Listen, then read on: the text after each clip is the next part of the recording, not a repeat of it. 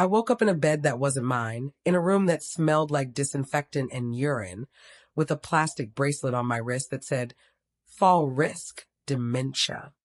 My name is Ruth. I'm 74 years old, and the last thing I remembered was having coffee with my son Daniel in my own kitchen. My name is Ruth Eleanor Blackwell, and I had just been kidnapped by my own children and committed to a nursing home I never agreed to enter.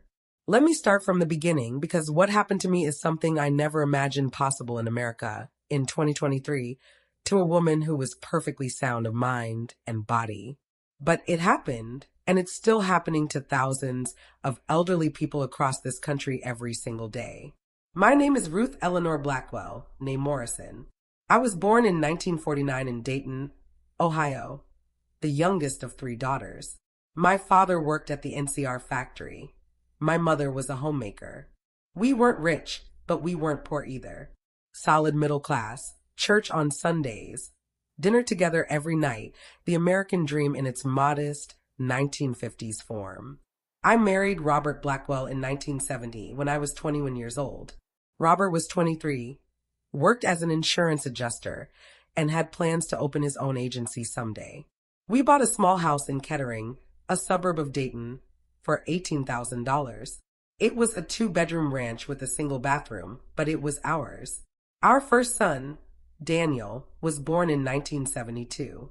Our second son, Marcus, was born in 1974. By 1976, Robert had opened his insurance agency, and I was working part-time as a receptionist at a dental office while the boys were in school. We were building something, a family, a future, a life. Then, in 1982, Robert left. Just left. He came home from work one Tuesday evening, told me he'd been having an affair with his secretary for 2 years, and he was moving in with her. He packed a bag, walked out the door, and that was it. 12 years of marriage, 2 children, a house, a life, all gone in one evening. The divorce was finalized in 1983. Robert agreed to pay $250 a month in child support for both boys, which was laughable even then. The house was in both our names, and he signed his half over to me as part of the settlement, probably because he felt guilty or because his lawyer advised him it would look better to a judge. So I kept the house, the bills, the mortgage, and the full responsibility of raising 2 boys alone. Robert moved to Florida with his secretary-turned-wife in 1984. He sent child support sporadically, maybe half the time. He called the boys on their birthdays sometimes, sent cards at Christmas occasionally. By the time Daniel was 16 and Marcus was 14, they barely mentioned him. He'd become a ghost, a theoretical father who existed somewhere in Tampa, but had no real presence in their lives. I worked full-time at the dental office, making about $19,000 a year by 1985. The mortgage was $360 a month. Groceries, utilities, car payment, insurance, clothes for growing boys, school supplies. Everything else came out of what was left. There were months I skipped meals so the boys could have seconds. There were winters I wore 2 sweaters instead of turning up the heat. But I kept that house. Through everything, I kept that house. It was our stability, our home, the one thing Robert couldn't take from us. I paid that mortgage every single month for 18 years. Never late, never missed. In 2001, when I was 52 years old, I made the final payment. The house was mine, free and clear. By then, both boys were grown. Daniel had graduated from Wright State University with a degree in business management. I'd helped him pay for school, taking out a second mortgage on the house in 1992 to cover his tuition. That loan was for $28,000, and it took me 9 years to pay it off, but I did it. My son had a college education debt-free. Marcus went to trade school for HVAC repair. That cost less than Daniel's university, only about $12,000 total, which I paid in cash from my savings over the course of his 2-year program. Both my boys had education, skills, futures. I was proud of them. Daniel married his college girlfriend, Bethany, in 1998. I gave them $5,000 as a wedding gift to help with their down payment on a house. It was money I'd been saving for my own retirement, but I wanted them to have a good start. Marcus married his girlfriend, Tasha, in 2001. I gave them $5,000 too. Equal treatment, for both my sons. Tasha was pregnant with their first child, and they needed help getting established. I became a grandmother 5 times over the next decade. Daniel and Bethany had 2 daughters, Claire and Sophie. Marcus and Tasha had 3 boys, Jake, Connor, and Liam. I loved those children with every fiber of my being. I babysat whenever asked, had them over for sleepovers, made them cookies, took them to the park. Being a grandmother was one of the greatest joys of my life. I retired from the dental office in 2014 at age 65. My Social Security was $1,400 a month. I had about $38,000 in savings, money I'd scraped together over decades of careful living. My house was paid off, so my expenses were minimal. Property taxes of $2,200 a year, utilities of about $200 a month, food, gas, medical copays. I was comfortable, not rich, but comfortable enough to live independently. The boys visited regularly at first. Sunday dinners were common. Birthdays were celebrated at my house. Holidays were spent together. I was a part of their lives, and they were a part of mine. I thought we were close. I thought we were a family. Things started changing around 2018. The visits became less frequent. Daniel got a promotion to regional manager at his company, started traveling more. Marcus expanded his HVAC business, was always busy with jobs. I understood. They were building their careers, raising their families. I didn't complain, but I noticed other things. When they did visit, they started asking questions about my finances. Mom, do you have a will? Mom, who's the executor of your estate? Mom, have you thought about what happens to the house when you're gone? At first, I thought they were being responsible, thinking ahead. Now I understand they were calculating. In 2020, during the pandemic, I barely saw them at all. Everyone was isolated, scared. I understood that too. But even after vaccines became available in 2021, the visits didn't resume their previous frequency. I'd see Daniel maybe once a month, Marcus even less. The grandchildren grew, and I felt like I was missing it. I started having some health issues in early 2022. Nothing major, just the normal wear and tear of aging. My arthritis got worse, made it harder to garden like I used to. I had a bout of vertigo that scared me, sent me to the emergency room, but it passed. My blood pressure was a little high, so my doctor prescribed medication. Normal 73-year-old stuff. But Daniel seized on these issues. Mom, you're having dizzy spells. What if you fall? What if you can't get up? Mom, you forgot about our lunch date last week. Are you having memory problems? I had forgotten about the lunch date, but it was because he'd called to schedule it while I was in the shower and I didn't get the message until the next day. Not dementia, just a missed call. In summer of 2022, Daniel started pushing the idea of me selling the house.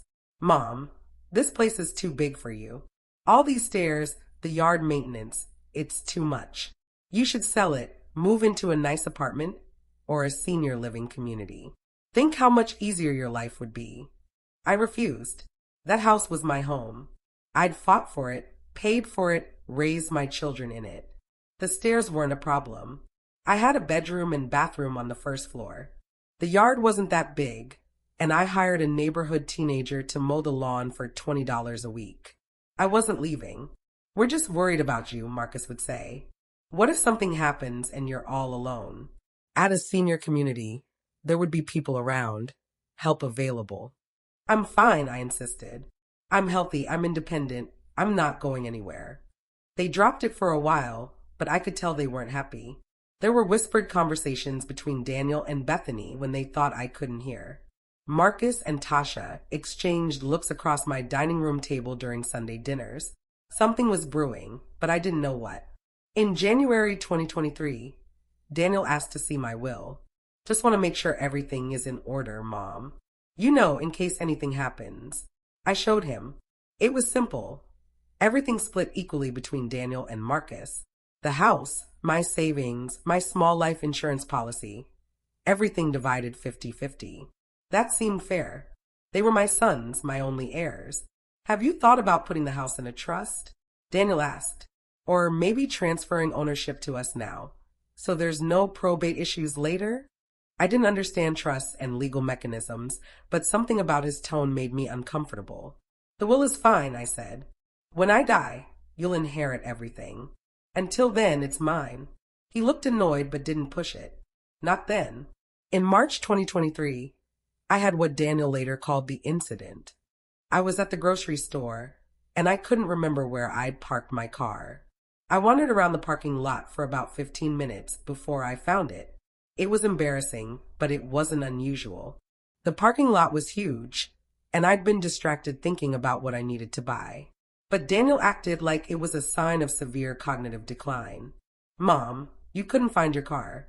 That's a classic sign of dementia, he said when I mentioned it casually during a phone call. Daniel, I was distracted. Everyone forgets where they parked sometimes. Not for 15 minutes. Mom, I think you need to see a doctor. Get evaluated. I see my doctor regularly. She says I'm fine. She's not a specialist. You need to see a neurologist. To humor him, I agreed to see a neurologist. The appointment was in April 2023. The doctor did a bunch of tests, asked me questions, had me remember lists of words, and draw shapes. At the end, he said my cognition was normal for my age. Some slight memory issues consistent with normal aging, but nothing pathological. No dementia, no Alzheimer's, no cognitive impairment. I told Daniel this, and he seemed almost disappointed. Are you sure? Did he do a full workup? Maybe you should get a second opinion. Daniel, I'm fine. The doctor said I'm fine. Please stop worrying. But he didn't stop. If anything, he ramped up. He started documenting everything. If I repeated a story I told before, he'd write it down. Mom told the story about Dad leaving 3 times this month. If I forgot a name, he'd note it. Mom couldn't remember Sophie's friend's name. If I seemed tired or confused, even for a moment, he'd record it. Mom seemed disoriented during our visit on May 12th. I didn't know he was doing this at the time. I found out later when I saw the file he'd compiled. Months of evidence that I was declining mentally, most of it taken out of context or fabricated entirely. In June 2023, Marcus came to visit with Tasha and their boys. We had a nice afternoon. I made lunch. We talked. The grandkids played in the backyard. After lunch, Marcus asked to talk to me privately in my bedroom. Mom, Daniel and I have been talking.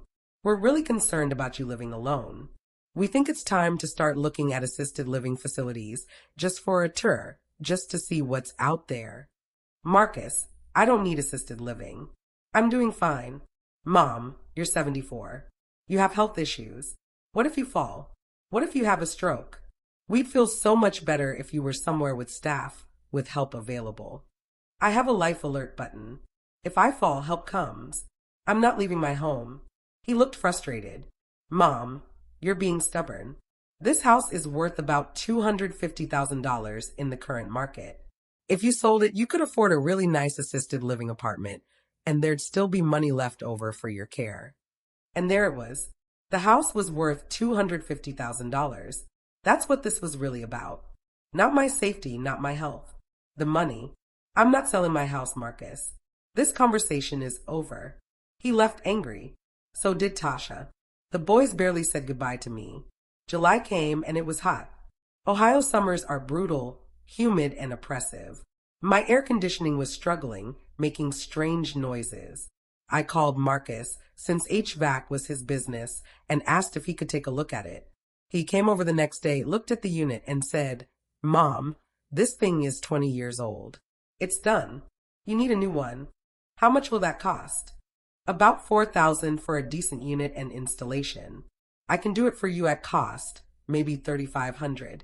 I didn't have $3,500 to spare. My savings were for emergencies, for end-of-life care if I needed it. Can you just fix this one? Get me through the summer? I can try, but it's just going to keep breaking. You're throwing good money after bad. He did something to the unit, charged me $250 for the service call and parts, and left. The air conditioning worked for about a week, then quit again. I called him back. Mom, I told you. It needs to be replaced. I can't keep coming out here to patch a dead system. Marcus, please. It's 95 degrees. I can't afford a new unit right now. Then maybe it's time to think about moving somewhere where you don't have to worry about this stuff. An apartment or a facility where maintenance is included. I hung up on him. I called another HVAC company, paid them $300 to get the system running again. It limped through the rest of the summer. August 12th, 2023 was a Saturday. I remember the date because it was the day everything changed. Daniel called me in the morning. Hey mom, want to grab some coffee? I'm in the area, thought I'd stop by. Sure, honey. Come on over. He arrived around 10 a.m., brought coffee from Starbucks. I was so happy to see him. He'd been distant lately and I'd missed him. We sat at my kitchen table, the same table I'd fed him breakfast at for 18 years, and we talked. He asked about my week, about my health, about my plans for the rest of the day. Normal conversation. The coffee tasted a little bitter, but Starbucks coffee often did. I drank it anyway, grateful for the gesture. About 20 minutes after I finished the cup, I started feeling strange. Dizzy, but different from my vertigo episodes. Foggy, like I was thinking through cotton. My words started slurring. Daniel, something's wrong, I said. I don't feel good. It's okay, Mom. I think you're just tired. Why don't you lie down for a bit? No, it's more than tired. Something's wrong. I need to call my doctor. Mom, you're fine. You're just having one of your spells. Come on, let me help you to the couch. He guided me to the living room couch, and I laid down. The room was spinning. I tried to stand up, but my legs wouldn't cooperate properly. I felt like I was drunk, but I hadn't had any alcohol. Just coffee. The coffee. He'd done something to the coffee. Daniel, what did you do? I tried to say, but the words came out wrong, mumbled and confused. It's okay, Mom. Everything's going to be okay. Marcus is coming over and we're going to take you somewhere safe. I tried to protest, tried to stand, but I couldn't. My body wouldn't obey my mind. Whatever he'd put in that coffee had disabled me, left me conscious enough to see and hear, but unable to move or speak clearly. Marcus arrived about 30 minutes later. I heard them talking in the kitchen, though their voices seemed far away. Is she out? Marcus asked. Not completely, but she's manageable. Let's go before it wears off. They came back into the living room. Daniel leaned down, his face close to mine. Mom, we're taking you to get some help. You're not well, and we can't take care of you at home anymore. There's a nice place that's going to look after you. I tried to say no. I tried to scream, to fight, to do anything, but my body was betraying me. They lifted me up, one on each side, supporting my weight. My legs moved, but they weren't under my control. They walked me out of my house, my home, the place I'd fought so hard to keep. They put me in the back seat of Daniel's car. I tried to reach for the door handle, tried to get out, but my hands weren't working right. Daniel got in the driver's seat. Marcus followed in his own car. The drive felt like it took hours, though it was probably only about 30 minutes. I drifted in and out of awareness, fighting whatever drug Daniel had given me. I remember street signs, stores, eventually a long driveway, and a building with a sign that said Meadowbrook Senior Care Facility. They pulled up to the front entrance. Marcus got out of his car and joined Daniel. Together, they helped me out of the vehicle and through the front doors. There was a woman at a reception desk, middle-aged, wearing scrubs with cartoon flowers on them. This is our mother, Ruth Blackwell, Daniel said.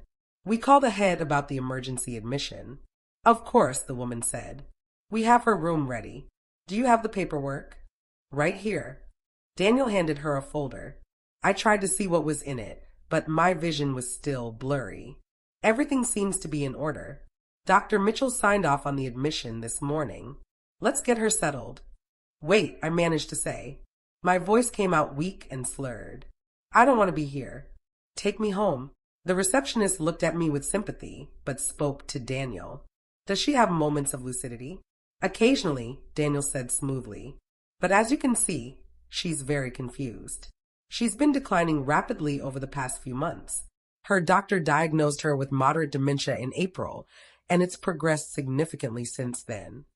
That was a lie. A complete lie. My neurologist had said I was fine, but I couldn't articulate that. The drug in my system made me sound exactly like what Daniel was claiming I was: confused, disoriented, impaired. They took me to a room. Room 237. It was small, maybe 12 by 15 feet, with a hospital-style bed, a dresser, a chair, and a small bathroom. There was a window with a view of the parking lot. Everything was beige and sterile. "Let's get you into bed, Mom," Marcus said. They helped me onto the bed, removed my shoes, covered me with a blanket. I was still fighting the drug, trying to speak clearly, trying to make them understand this was wrong. "Please," I said, "don't leave me here." "You're going to be fine, Mom," Daniel said. "The staff here will take good care of you. It's for the best. I want to go home. This is your home now. You'll get used to it." They spoke to a nurse for a few minutes outside my room. I couldn't hear everything, but I caught phrases. Wandering risk, confusion and aggression, needs monitoring. All lies, all building a case that I was incompetent, dangerous to myself, in need of institutional care. Then they left, just left me there in that room, in that facility I never agreed to enter. I tried to get up, tried to follow them, but the drug was still in my system. A nurse came in, a heavy-set woman with kind eyes. "Mrs. Blackwell, you need to stay in bed. You're not steady on your feet right now." "They drugged me," I said. "My son drugged me. I don't belong here." She smiled, the way you smile at a child telling an imaginative story. "I'm sure it feels that way. A lot of patients feel confused when they first arrive. It's scary, I know. But you're safe here. We're going to take care of you. I don't have dementia. I'm fine. There's been a mistake." "Of course, honey. Why don't you just rest now? When you wake up, we'll have dinner for you." She left, and I was alone in that room. The drug finally pulled me under, and I slept. I woke up hours later, head pounding, mouth dry. It was dark outside. I tried to turn on the lamp next to the bed, but it was controlled by a switch the staff managed. I got up carefully and went to the door. It was locked from the outside. I was a prisoner. I tried the window. It didn't open. It was sealed, probably a safety feature to prevent residents from falling or jumping. I looked around the room for anything I could use. Nothing. No phone, no way to call for help. I banged on the door. After a few minutes, a different nurse came, a younger woman with a ponytail. "Mrs. Blackwell, you need to be in bed. It's past quiet hours. I need to call my lawyer. I need to call the police. I'm being held here against my will." "Ma'am, I understand you're upset, but you're exactly where you need to be. Your son's brought you here because you need care. Now please get back into bed." "I don't need care. I need to go home." "Mrs. Blackwell, if you don't calm down, I'll have to give you something to help you relax." The threat was clear. Comply or be sedated. I got back into bed, but I didn't sleep. I spent the night planning, thinking, trying to figure out how to get out of this nightmare. The next morning, Sunday, a nurse came in with breakfast, oatmeal, toast, orange juice. I wasn't hungry, but I ate anyway, needing my strength. After breakfast, a doctor came in. His name tag said Dr. Mitchell. "Mrs. Blackwell, I'm Dr. Mitchell. I'm the attending physician here at Meadowbrook. Your son's contacted me about your admission. I've reviewed your case, and I believe this is the right environment for you."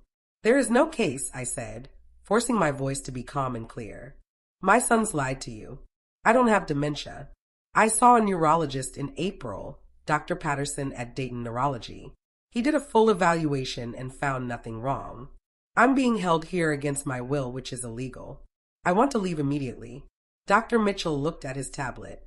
"I have documentation here from Dr. Chun, your primary care physician, noting multiple instances of memory loss, confusion, and poor judgment over the past year.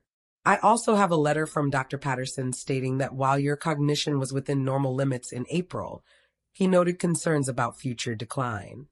That's not what Dr. Patterson said. He said I was fine. "Mrs. Blackwell, it's very common for dementia patients to have moments of clarity where they seem perfectly coherent. That doesn't change the underlying diagnosis. Your sons have legal authority as your next of kin to make medical decisions on your behalf, and they've determined that you need supervised care." I never gave them medical power of attorney. According to the documents I have, you signed a durable power of attorney in March of this year, designating Daniel Blackwell as your primary agent. I never signed any such thing. The signature matches the one on your driver's license and social security card. I'm sorry, Mrs. Blackwell, but you're going to need to stay here until your condition is reevaluated. He left, and I sat there shaking with rage and fear. They'd forged my signature. Daniel and Marcus had forged legal documents to give themselves control over my life, and now they'd use those documents to have me committed. Over the next few days, I tried everything. I tried calling for help, but there was no phone in my room, and my cell phone was gone, presumably still at my house. I tried talking to staff, explaining that I was being held illegally, but they'd all been briefed by Daniel. They thought I was delusional, that my protests were symptoms of my dementia. I tried to walk out. On Monday afternoon, I waited until the hallway seemed quiet. Then I walked toward the exit. A nurse stopped me. "Mrs. Blackwell, where are you going?" "Home. You can't leave without an escort and proper discharge paperwork. I'm not a prisoner. You can't keep me here. Ma'am, you're here for your own safety. Please return to your room, or I'll have to call security." Security? They had security to keep people from leaving. This wasn't a care facility. It was a prison for the elderly. I returned to my room, not because I wanted to, but because I was one 74-year-old woman against an entire system designed to keep me contained. On Tuesday, Daniel came to visit. He brought me some clothes from my house, toiletries, a few books. He acted like everything was normal, like he hadn't kidnapped me and stolen my freedom. "How are you settling in, Mom? You know exactly how I am. You drugged me, forged legal documents, and had me committed to a place I never agreed to enter. That's kidnapping and fraud. Mom, you're not well. I know you don't see it, but your judgment has been impaired for months. We're doing this because we love you. If you loved me, you wouldn't have done this. When you're feeling better, when the medications help stabilize your mood and cognition, you'll understand this was necessary." "What medications?" "The staff is going to start you on some medications to help with your anxiety and confusion. Dr. Mitchell prescribed them yesterday. I don't need medications. I need to go home. Mom, please, don't make this harder than it needs to be. Just give this place a chance. You might actually like it here." He left after 20 minutes. I spent the rest of the day pacing my small room, trying to figure out how to escape this situation. Wednesday morning, a nurse came with a small paper cup containing 2 pills. "What are these?" I asked. "Your morning medications. Dr. Mitchell prescribed them. I'm not taking them. I don't need medication. Mrs. Blackwell, these will help you feel better. One is for anxiety, one is for blood pressure. My blood pressure medication is different. I've been taking it for 2 years. Those aren't the right pills. These are what the doctor ordered. If you don't take them voluntarily, we'll have to administer them another way." Another threat. Take the drugs or be forcibly medicated. I took the pills, put them in my mouth, and pretended to swallow. As soon as the nurse left, I spit them out and hid them in a tissue. I didn't know what they were, but I wasn't going to let them drug me into compliance. I kept this up for several days, pretending to take the pills, secretly disposing of them. The staff thought I was being medicated, so they didn't watch me as carefully. My mind stayed clear, alert, planning. On Thursday, I was allowed to make a phone call, supervised by a staff member. I called my lawyer, Gary Henderson, the man who'd handled my will and Robert's divorce decades ago. He was semi-retired now, but still practicing. "Gary, it's Ruth Blackwell. I need your help. I've been committed to a nursing home against my will by my sons, and they forged power of attorney documents to do it." "Ruth, are you all right? You sound stressed." "Of course I'm stressed. I'm being held prisoner. They drugged me, forged my signature, and had me committed to Meadowbrook Senior Care. I need you to get me out of here."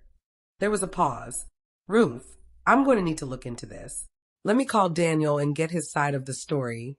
Review the paperwork." "No, don't call Daniel. He's the one who did this. Gary, I'm not senile. I'm not confused. I'm completely cognizant, and I'm telling you I'm being held illegally. I understand you feel that way, but if there's legal power of attorney and medical documentation supporting your admission, this is more complicated. Let me do some research, and I'll get back to you. Gary, please, The staff member ended the call. That's enough time, Mrs. Blackwell. Gary never called back. Later, I found out that Daniel had convinced him I was delusional, that my call was proof of my mental decline. My own lawyer betrayed me. By Friday, 1 week after I'd been admitted, I was getting desperate. I couldn't stay here. Every day in this place was another day Daniel and Marcus had to do whatever they were planning with my house, my assets, my life. I needed to find out what was happening outside these walls. I befriended another resident, a woman named Pauline, who was in her 80s and actually did have dementia. But she had a daughter who visited daily and brought her a tablet so she could watch videos. When the daughter left the tablet in Pauline's room one day, I borrowed it. I logged into Facebook from the tablet and looked at Daniel's page. What I saw made my blood run cold. He'd posted photos of my house with the caption, "Helping Mom declutter before her big move to senior living." So many memories in this house, but excited for her next chapter. The photos showed my living room half empty, boxes everywhere, my furniture being carried out by moving company workers. They were emptying my house, selling my things, getting ready to sell my home. All while I was locked up here, unable to stop them. I scrolled through the comments. Friends and relatives congratulated him on being such a devoted son, on helping me transition to care. No one questioned it. No one thought it was strange that I wasn't mentioned in the post, wasn't tagged, wasn't part of the decision. I looked at Marcus's page next. He'd shared Daniel's post with his own comment, "Bittersweet day helping pack up Mom's house. She's going to be so much happier at Meadowbrook, where she can be safe and looked after." Proud of my brother for taking the lead on this difficult transition. Lies. All lies. And everyone believed them. I kept scrolling and found something even worse. Daniel had posted earlier in the week, "Update. Mom is settling in well at Meadowbrook. Had a nice visit with her today. The staff is amazing, and she seems comfortable in her new surroundings. Thanks to everyone who's reached out with support during this difficult time." He was creating a narrative, posting updates to make it seem like I was happy, willing, declining gracefully into institutional care. Building a digital record that supported his story. I took screenshots of everything on Pauline's tablet, though I had no way to send them to anyone.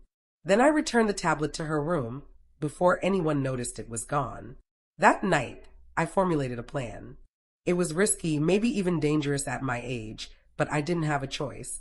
I needed to get out of Meadowbrook, get back to my house, and stop whatever Daniel and Marcus were doing. The facility had a security guard at night, one person manning the front desk from midnight to 6 a.m. The doors were locked, but they could be opened from the inside in case of emergency. Fire codes required it. There were cameras, but only in the common areas, not in the residents' rooms or the side hallways. I waited until 2 a.m. Saturday morning, 2 weeks after I'd been admitted. I got dressed in the clothes Daniel had brought me, including my shoes. I took the small amount of cash I had in my wallet, about $40. Then I went to the door of my room. It was locked as usual, but the locks were simple, designed to keep confused dementia patients from wandering, not to prevent determined escape. I took a bobby pin from my hair, something I'd worn for over 50 years and knew how to manipulate, and I worked on the lock. It took me 20 minutes, my hands shaking, my heart pounding, but I got it open. The hallway was dark and quiet. Most residents were asleep. I walked quickly but quietly toward the side exit I'd identified during my brief supervised walks around the facility. The exit led to a patio area, which was fenced but not locked. I pushed open the door, praying no alarm would sound. None did. I was on the patio, surrounded by a 6-foot wooden fence. At 74, I wasn't climbing that fence, but there was a gate, secured with a simple latch. I opened it and stepped through. I was outside. I was free. I walked across the dark parking lot, staying in the shadows, heading toward the street. It was a warm September night, probably 65 degrees, clear skies. I had no phone, no car, no plan beyond getting away from Meadowbrook. I walked for about a mile along the main road, until I saw a gas station that was open 24 hours. I went inside, and the young man behind the counter looked at me suspiciously. I probably looked strange, an elderly woman walking alone at 2:30 in the morning. "Can I use your phone?" I asked. It's an emergency. Are you okay, ma'am? I will be if I can make a call. He handed me his cell phone, and I called the only person I could think of who might help me, my sister, Caroline. She lived in Cincinnati, about an hour south. She was 77, 3 years older than me, but she was sharp, healthy, and had never liked my sons much. Hello. Her voice was groggy with sleep. Caroline, it's Ruth. I need your help. Ruth? It's the middle of the night. What's wrong? I can't explain over the phone, but I need you to come get me. I'm at a gas station in Dayton, and I'm in trouble. What kind of trouble? The kind where my sons committed me to a nursing home against my will and are stealing my house. Can you come get me? There was a long pause. Give me the address. I'll be there in an hour. I gave her the address from the sign outside, thanked the gas station clerk, and waited in the parking lot. The clerk kept looking at me through the window, probably wondering if he should call the police. I tried to look calm, collected, not like a confused elderly woman wandering in the night. Caroline arrived at 3:45 a.m. in her old Honda Civic. She took one look at me and said, "Get in. We'll talk on the way." I got in the car, and as she pulled out of the parking lot, I told her everything. The drug coffee, the forced admission, the forged power of attorney, the posts about clearing out my house. Caroline listened without interrupting, her face growing harder with each detail. "Where do you want to go?" she asked when I finished. "My house. I need to see what they've done."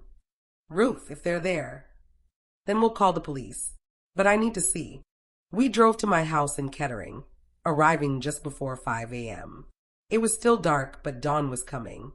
Caroline parked on the street, and we approached the house carefully. The front door was locked, but I had my keys. Daniel had never thought to take them from me. I let us in and turned on the lights. My house looked like it had been ransacked. The living room was half empty, furniture gone. The dining room table and chairs were missing. The kitchen had been stripped of the small appliances, the dishes, the cookware. Family photos were gone from the walls, leaving bright rectangles where they'd hung for years. I walked through each room in shock. My bedroom had been cleared out except for the bed frame. My dresser was gone. My closet was half empty. They'd taken my winter clothes, my nice dresses, things I'd saved for years. In the garage, I found boxes of my belongings, books, keepsakes, photos, letters. Things they didn't think were valuable enough to sell but didn't want to store. Things they were going to throw away. "Those bastards," Caroline said quietly. "Ruth, we need to call the police right now." "Wait, I need to document this first. Do you have your phone?" Caroline took out her phone and started taking photos. We spent an hour documenting every room, every missing item, every box in the garage. Then I went to my desk, the one place that still had some of my papers, and I found what I was looking for: the original will, my real medical records, my bank statements. The bank statements showed withdrawals I'd never made. Daniel had power of attorney over my accounts, apparently, and he'd been taking money. $3,500 here, $5,000 there. Transfers to accounts I didn't recognize. Over the past 2 weeks, he'd withdrawn nearly $42,000 from my savings account, leaving just $3,000. They'd cleaned me out, stolen my money, sold my possessions, emptied my house. All while I was locked up, unable to stop them. "Now we call the police," I said. Caroline dialed 911. When the operator answered, she said, "We need to report elderly abuse, fraud, and false imprisonment." 2 police officers arrived within 20 minutes. I explained the situation, showed them the documentation, the bank statements, the photos of my half-empty house. At first, they seemed skeptical. After all, I'd just escaped from a nursing home. Maybe I was the confused, old woman my sons claimed I was. But then I showed them my medical records from Dr. Patterson, the neurologist, clearly stating I had no cognitive impairment. I showed them the fake power of attorney Daniel had filed, compared the signature to my real signature on my driver's license. The discrepancy was obvious once you looked closely. "Ma'am, this is complex," the older officer said. "This involves legal documents, family disputes, medical determinations. We can't just arrest your sons without a thorough investigation. They stole $42,000 from my bank account. They forged legal documents. They kidnapped me. Those are crimes, aren't they? Yes, but. No buts. I'm the victim here. I'm a 74-year-old woman who was drugged, imprisoned, and robbed by her own children. I want to press charges. The officers exchanged glances. We'll need to file a report and refer this to detectives. In the meantime, do you have somewhere safe to stay? She's staying with me, Caroline said, and we're getting a lawyer first thing Monday morning. The officers took our statements, took photos of the house, copied my documentation. They said they'd be in touch with detectives who specialized in elder abuse cases. It wasn't enough, not nearly enough, but it was a start. Caroline and I went back to Cincinnati that morning. I slept most of the day, exhausted from the adrenaline, the fear, the rage. When I woke up Sunday afternoon, Caroline had made calls. She'd found a lawyer who specialized in elder law and elder abuse, a woman named Patricia Brennan who agreed to meet with us first thing Monday morning. Monday, Caroline and I drove back to Dayton and met with Patricia. She was in her 50s, sharp, professional, and furious when she heard my story. This is one of the most egregious cases of elder abuse I've encountered, she said. The forged power of attorney, the forced commitment, the financial theft, all of it. We're going to go after your sons aggressively. What can we do? I asked. First, we file for emergency guardianship for you, so you have legal control over your own affairs again. Second, we get the fake power of attorney voided. Third, we freeze all accounts your sons have touched. Fourth, we file criminal complaints for fraud, forgery, theft, and false imprisonment. Fifth, we file a civil suit to recover your stolen funds and property. Will it work? With the evidence you have? Yes. It's going to take time and it's going to be expensive, but we're going to make them pay for what they did to you. We filed all the paperwork that week. The emergency guardianship hearing was scheduled for Wednesday, September 13th, just 3 weeks after I'd been drugged and committed. Daniel found out about the legal actions on Tuesday when he was served with papers. He called Caroline's phone, screaming, "What is she doing? She's going to ruin everything." We were trying to help her. By stealing her money and selling her house? Caroline said coldly, "That's not help, Daniel. That's theft. She's not competent to make these decisions. She needs to be in care." Then explain why her neurologist says she's fine. Explain the forged signature on the power of attorney. Explain the $42,000 you stole from her account. He hung up. He and Marcus hired their own lawyer, tried to fight the guardianship petition, claimed I was being manipulated by Caroline. They brought in Dr. Chun, my primary care physician, who admitted under questioning that her notes about my decline were based entirely on Daniel's reports, not her own observations. They tried to get Dr. Mitchell from Meadowbrook to testify, but he refused once he learned the power of attorney was forged. The hearing was a disaster for them. The judge reviewed the evidence, looked at the forged signatures, heard testimony from Dr. Patterson about my cognitive health, and he was appalled. Mr. Blackwell, he said, addressing my sons, "I've seen a lot in my years on the bench, but this is among the most disturbing cases of elder abuse I've encountered. You drugged your mother, forged legal documents, imprisoned her against her will, and stole tens of thousands of dollars from her. You're lucky you're not in jail right now." He voided the fake power of attorney, granted me full guardianship over my own affairs, and ordered Daniel and Marcus to return all stolen property and funds immediately. He also referred the case to the district attorney for criminal prosecution. The criminal investigation took months. Detectives interviewed everyone. Staff at Meadowbrook who confirmed I'd been alert and protesting, Dr. Chin who admitted she'd relied on Daniel's reports, Gary Henderson who felt terrible for not believing me. They analyzed the forged signatures, tracked the stolen money, built a case. In December 2023, Daniel and Marcus were arrested. Daniel was charged with forgery, fraud, theft, and false imprisonment. Marcus was charged as an accessory to the same crimes. Their wives, Bethany and Tasha, claimed they didn't know what their husbands were doing, that they believed I really did have dementia. I don't know if that's true, or if they were complicit. The trial was scheduled for March 2024. In the meantime, I was rebuilding my life. I moved back into my house, though it felt empty and violated. Caroline helped me replace the stolen furniture with pieces from thrift stores and estate sales. I couldn't afford to buy everything new, not with my depleted savings. The insurance company reimbursed me for some of the stolen property, but not all of it. So much had no receipt, no proof of value, just memories. I changed all my locks, installed a security system, got a restraining order against both my sons. I closed all my old bank accounts and opened new ones at a different bank. I met with a new lawyer to write a new will, leaving everything to Caroline and her children, with a clause specifically disinheriting Daniel and Marcus. The hardest part was the emotional recovery. I'd been betrayed by the children I'd raised, the sons I'd sacrificed everything for. I'd paid for their education, their weddings, helped them start their lives, and they'd repaid me by drugging me, imprisoning me, and robbing me blind. I went to therapy. I had nightmares about being locked in that room at Meadowbrook, about the feeling of being drugged and helpless. I developed trust issues, paranoia about people's intentions. Even now, years later, I check my locks multiple times before bed. I taste my coffee carefully, looking for any hint of bitterness that might mean someone's drugged it. The trial happened in March 2024. The evidence was overwhelming.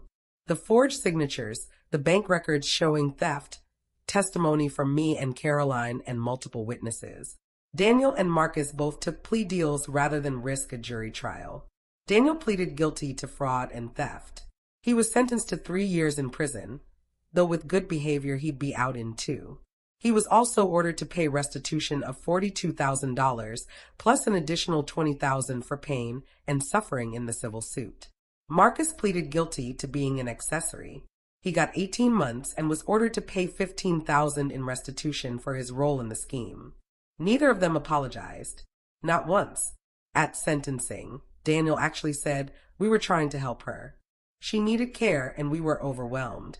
The judge didn't buy it. "You weren't helping your mother," the judge said. "You were helping yourselves to her money and property. The fact that you can't see the difference is deeply troubling." They went to prison in April 2024. I didn't attend. I didn't want to see them. Caroline went and reported back that Daniel looked angry. Marcus looked ashamed. Neither looked sorry. Their families fell apart. Bethany filed for divorce from Daniel while he was in prison, took the kids, and moved to Michigan to be near her parents. Tasha stayed with Marcus but had to get a job to support the family while he was incarcerated. Their kids were devastated, confused about why their father was in jail, why grandma wouldn't see them anymore. I felt bad for the grandchildren.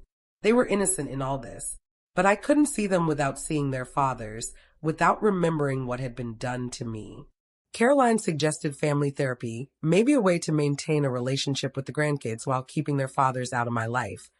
But I wasn't ready. I might never be ready. By fall 2024, I was starting to feel like myself again. My house was refurnished, my savings partially rebuilt from the restitution payments Daniel and Marcus were making. I'd sold some of my late husband's old tools and collectibles, things I'd been storing for years, and that brought in a few $1,000s. I joined a senior center, made new friends, people who didn't know my story and just accepted me as Ruth, the woman who liked painting and played a mean game of bridge. I volunteered at the library, alphabetizing books and helping patrons use the computers. I found purpose outside of being a mother and grandmother. Caroline visited often, and I visited her. Her children and grandchildren welcomed me into their family gatherings. I became Aunt Ruth to a whole new set of young people who actually appreciated me. It wasn't the same as having my own grandchildren in my life, but it was something. It was connection, family, love that wasn't conditional on what I could give. In December 2024, I got a letter from Daniel. It was postmarked from Dayton Correctional Institution. I almost threw it away without opening it, but curiosity got the better of me. The letter said, "Mom, I've had a lot of time to think about what I did. I know sorry isn't enough. I know I can't undo the pain I caused you, but I want you to know that I understand now. I was greedy. I saw your house, your savings, and I thought about what that money could do for me and my family. I convinced myself you were declining, that you needed care, that I was doing the right thing. But I was lying to myself. I knew you were fine. I just wanted your money. Marcus followed my lead, but it was my idea. I'm the one who drugged you, who forged the papers, who organized everything. If you're going to hate anyone, hate me, not him. I destroyed our family. I destroyed your trust. I destroyed everything good you built for us. I don't expect forgiveness. I don't deserve it. But I wanted you to know that I know what I did was wrong. I'm sorry, Mom, for whatever that's worth now.